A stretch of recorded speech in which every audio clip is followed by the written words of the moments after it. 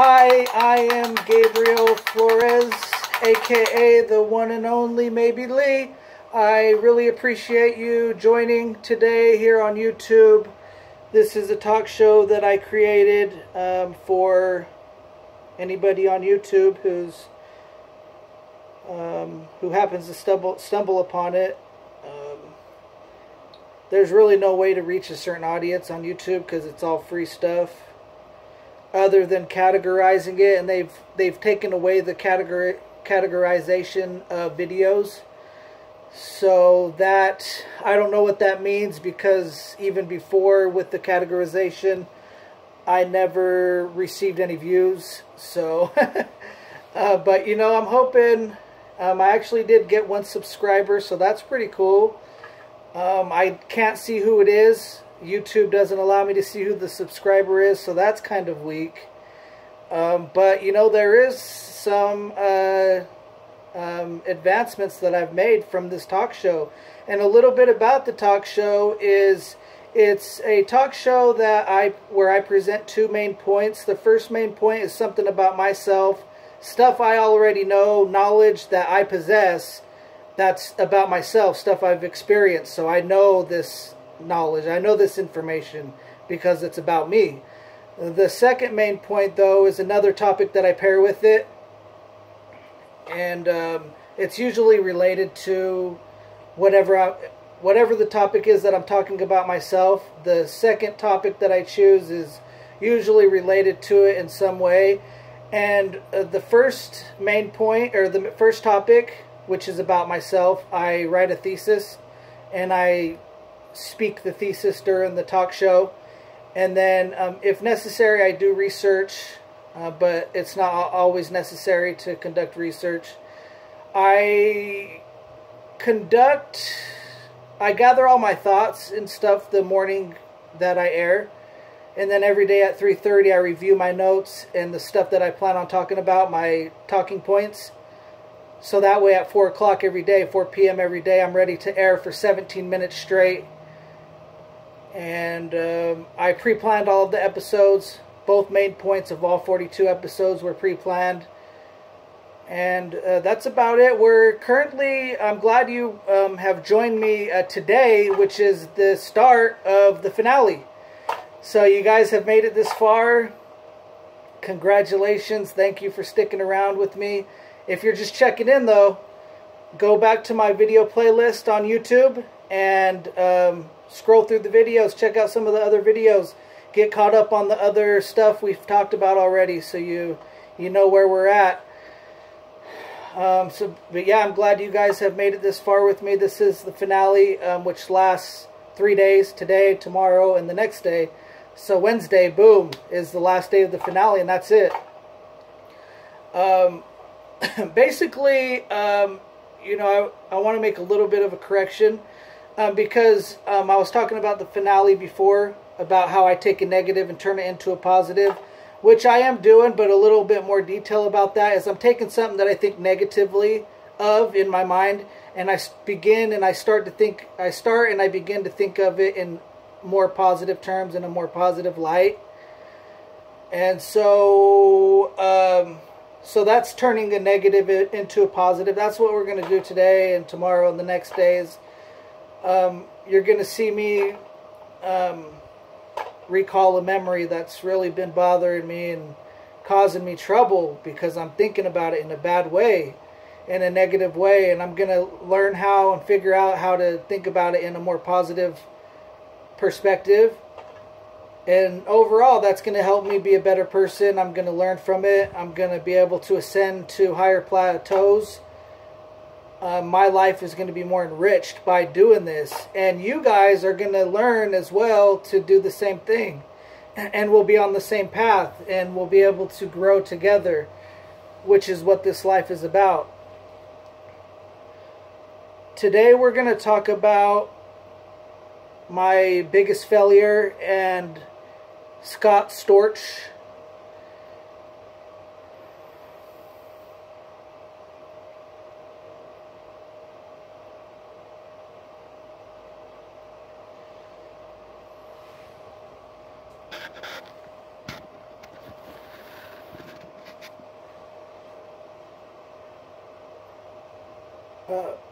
My biggest failure is not trying harder with my girlfriend, Jessica Gutierrez.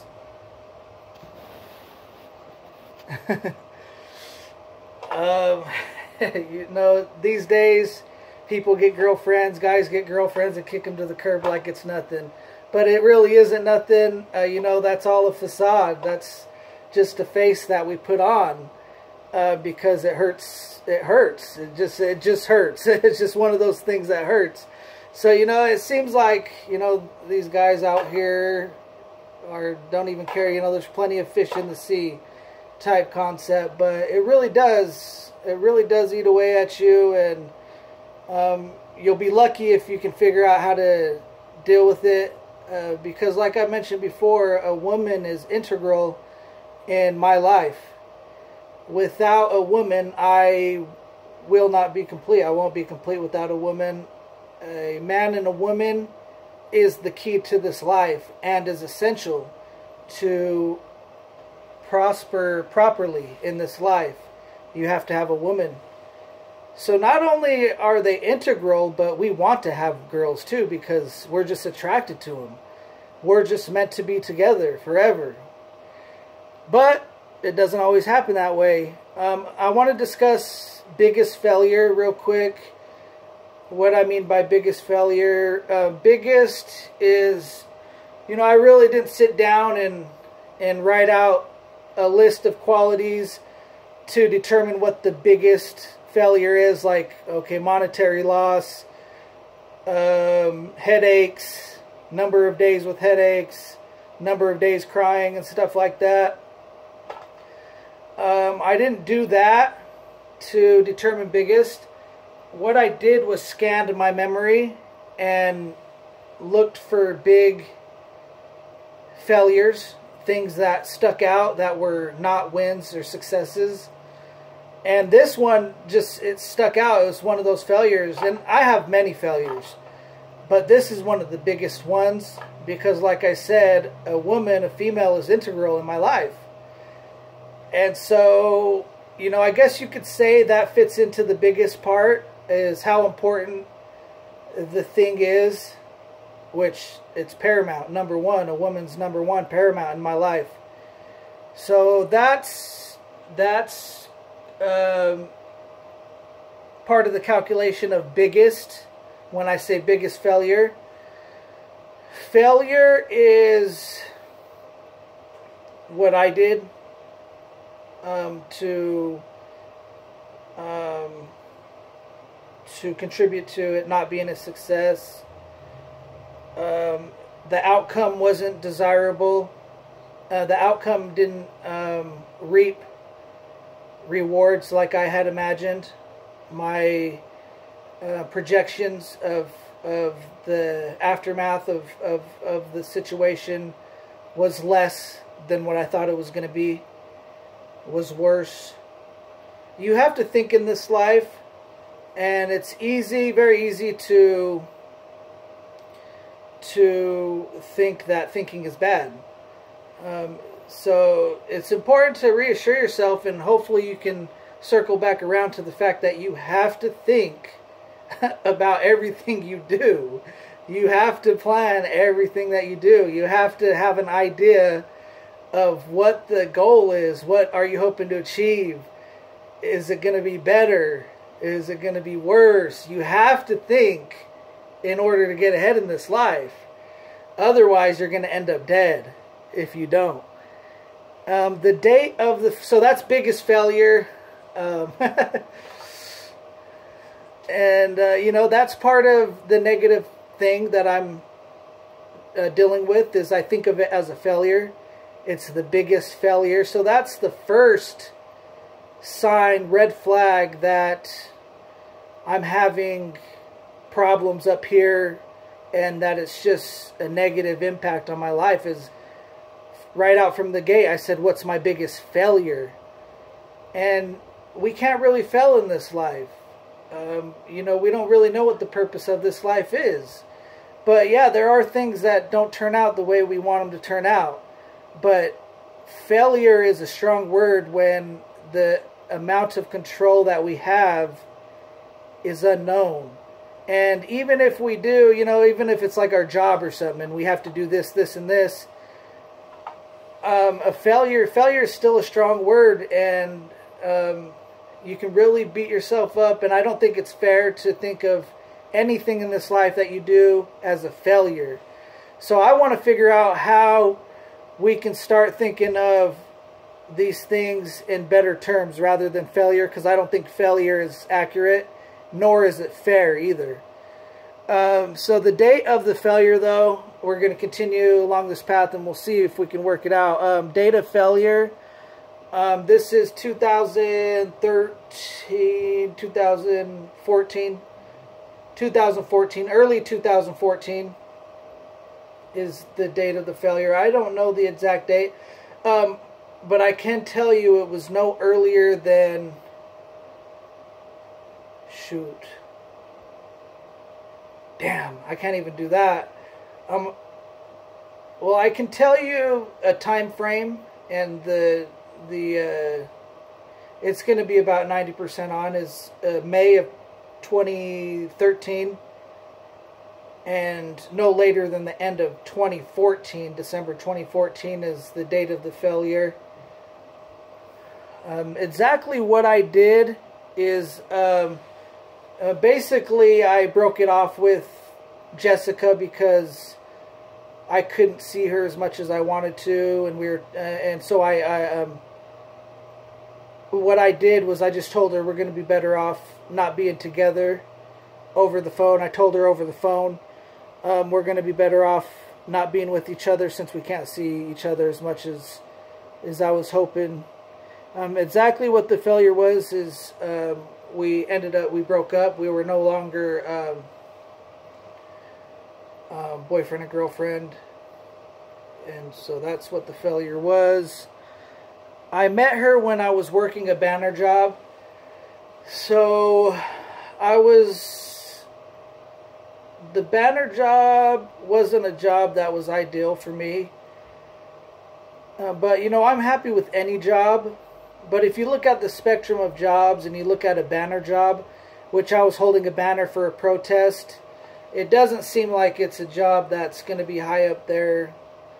But I think that's just part of looking at life in a different perspective as well. But, you know, this is the time I met her on the banner job. She was working there too, and we met at the same time, and then we started dating after that. So it was really cool. It was a successful time in my life considering I was working a banner job. Because meeting her, I consider, was a success, and we started dating and stuff, so that was really cool. And that's my biggest failure. That's what my biggest failure is. That's just to start things off. We'll go back tomorrow and the next day and look at another aspect of it. I want to talk about Scott Storch, who's somebody who I know for a fact has dealt with a big loss and big failure in his life. So it only made sense. His name just like popped up in my head when I was thinking of what's something I can talk about for this talk show that's going to be impactful. Well, I think it'll be impactful if I talk about something I consider a failure and try to see how I can become better in that area. And then I was like, well, what's another topic? Well, let's compare it to a movie star or actor or a musician's life. Let's compare, you know, my failure to one of their failures. And, you know, because they're in the spotlight, so their lives have to be scrutinized. Otherwise, you're living a blind life, because movie stars and actors and musicians, they're in the limelight. They're famous.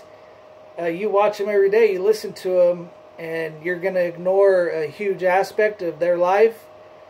So, you know, I don't consider intruding on their personal stuff. I think it's actually a responsibility of the audience to know every aspect of, especially a famous person.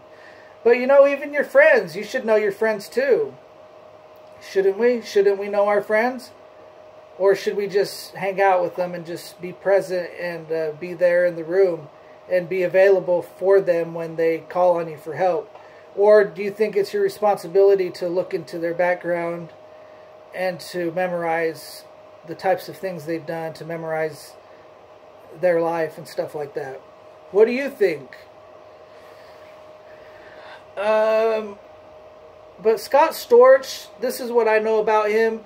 He worked out of the Hit Factory in Miami. He was a super famous producer in like 2000, between 2004 and 2000 and like 10, 12, 13, 14, 15, 16, 17, 18. And he was super big. He made and produced a lot of huge bangers on the radio, club bangers, mainstream bangers. I mean, he was just racking in the dough. He just had the magic touch at the time. He